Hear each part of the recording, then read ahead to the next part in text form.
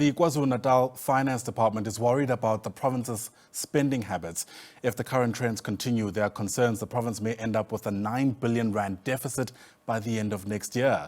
The cash crunch has been worsened by the recent snowstorm along the N3, with warnings of more adverse weather conditions in the coming days. So, what will it take to keep the province's public purse from collapse? Well, for that, let's bring in KZN's finance MEC, Francois Rodgers, who is with us in studio in Johannesburg. So it's great to have you in our city for a change, MEC. Thanks for popping by. Great to be here, Yanda, and good afternoon to the viewers. Yeah, we're spoiled for choice about where to start when it comes to a province like KwaZulu-Natal, but anecdotally, we have a sense that it's not looking good. Let me get a sense from you of what your assessment has been since you took up this post. Yanda, I think listening to your question in the beginning, I think it's fiscal discipline that's going to get us out of the mess. But we must also remember that, the province doesn't operate in a silo. We're affected by what's happening at a national level. And we've had severe budget cuts in our equitable share grant of almost 40 billion rand over the past 6 years. And that's cut deep. We've got another 12 billion rand that's going to be cut over the next 3 years. But having said that, if we're going to continue on spending on the nice to haves and not what we should be spending on, then we compound the problem and we end up with a situation where, as you say, a projected 9 billion rand deficit. Yeah, you speak about nice to haves. I mean, it's been reported that in some instances, car hires were in the millions of rand. I'm looking for the exact figure, 17 million in 4 months. Yes. That, to me, doesn't sound like a tenable situation. So, being outside and being in opposition in government, you never see what's actually happening. Right. Having taken over the Treasury now, I see what's happening. And I ask in my own ministry, how many vehicles do I have? When I arrived, and they said 8. I'm not sure why I needed 8, but we've already started cutting down. Then discovered that they're renting a vehicle for the ministry office, over 1 million rand for 4 months. 1 month is 40,000 rand on petrol. It's obscene.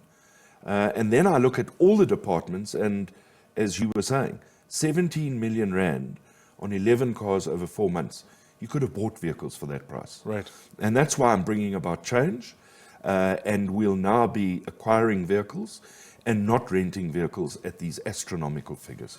It's interesting you mentioned your changed perspective now that you're inside government, because that's what I was going to ask you next. What's your sense around what's actually been happening there? It doesn't take an accountant to see that spending this amount of money on vehicles, frankly, that you could have bought doesn't bode well for the province's public purse. And it raises concerns. I mean, there are cynical South Africans who are probably listening to this thinking, well, somebody was clearly benefiting here. Yeah, well, Ayanda, let me give you another simple example. My first day in my ministry, I get asked, MEC, do you want new calendars? Do you want new diaries? This is in June. It's in the middle of the year. Right. And I say, no, why would I want calendars or diaries?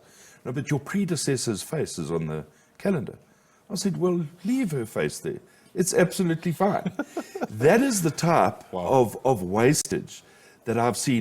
And it's sad. It's been a free-for-all. And we have to stop that. In this fiscal environment, we have to turn over every single rand and make sure it's spent on key issues. And our key issues are simply job creation, dealing with poverty and inequality, improving service delivery, and those are the key areas that we need to be spending on. Yeah.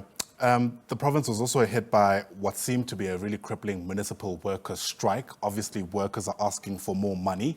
I'm trying to reconcile that with this cash crunch that you've just described. I mean, are you able, for example, to meet the salary commitments that the province has made, specifically to municipal workers? Well, we can't. There's no ways we can.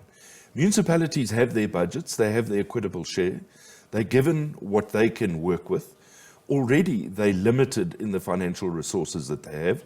We sit with a situation where our Department of Health, Department of Education, is spending 93% of its entire budget on salaries, which leaves 7% for service delivery and for infrastructure.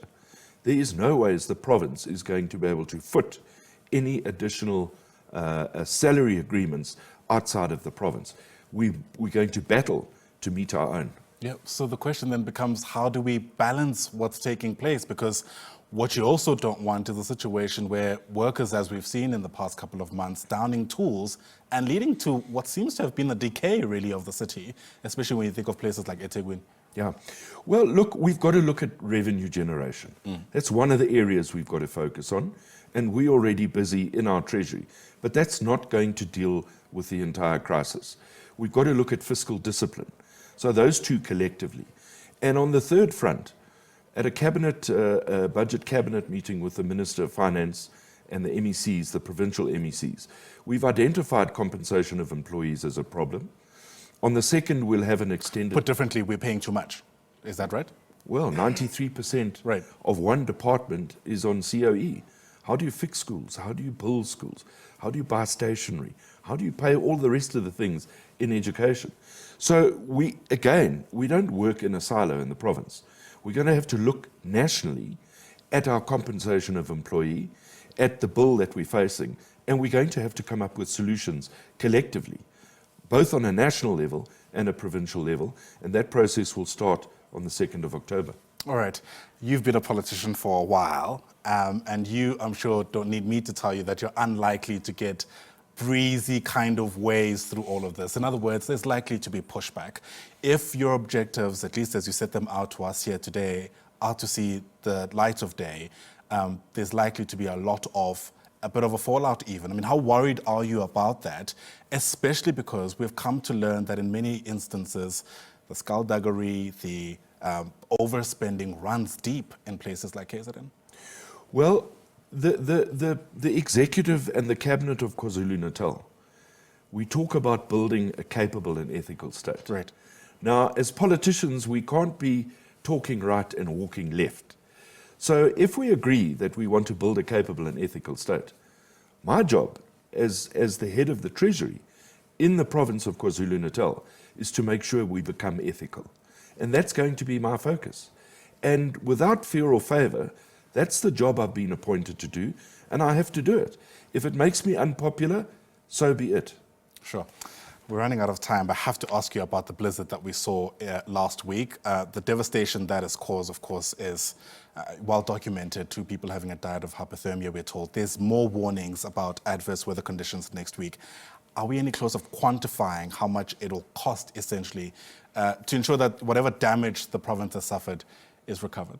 Well, look, the information that I'm getting at the moment is the infrastructure damage wasn't great. Obviously, there was a lot of operational costs in getting heavy-duty vehicles out, cleaning roads. I believe the MEC of Agriculture told me there's been a loss of livestock. We haven't yet got those figures in. So I can't quite give you a total cost of what it is. But you are right, too. On Tuesday now, we're predicting another cold front coming through. And obviously, our appeal to people is if you have weather warnings, most people watch television, most people watch the news. If there's a weather warning, please heed the warning. Don't think, oh, well, I'll be fine, because that's what happened. People didn't heed the warnings. There were numerous warnings sent out, and they found themselves stuck. And of course, in a blizzard of that nature, it's very difficult to send out rescue teams. Yeah, absolutely. You and I could speak till the cows come home, but we'll have to leave it there at least for now. Great to have you in the city once again, and thanks for popping by. Thank you, Ayanda. We appreciate it. Francois Rodgers, of course, is the finance MEC in KwaZulu-Natal. Of course, quite an ambitious task to turn things around, but certainly one hopefully he gets the support to see through. Once again, MEC, thanks for popping by.